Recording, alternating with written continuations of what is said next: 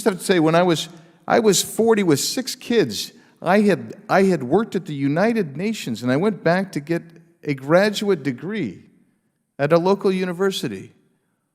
And even I felt cowed actually expressing my true opinion, because you understand one thing when you're in graduate school: the professor has your future in their hands. And if you don't acquiesce to what they're saying, or at least salve their point of view sufficiently, you don't get welcomed into the club. So I'll go to Mr. Pidluzny. The First Amendment would apply to state institutions like public colleges and universities. Is that right?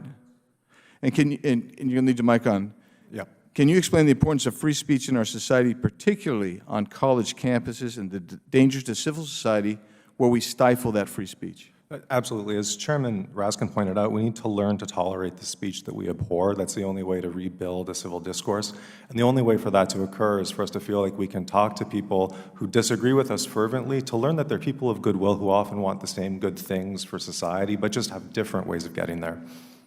And can you provide some examples where university administrators at public institutions have sought to constrain speech in a way that runs afoul of the First Amendment's protection for freedom of speech? I mean, absolutely. They do it in dozens and dozens of ways. One example is overbroad speech policies, where basically offensive speech is forbidden. If offensive speech is forbidden, there are a lot of things you can't talk about, basically anything that's controversial in our sort of social lives. And so they use bias response teams to then enforce these, right, which allows any member of the campus community to file a complaint.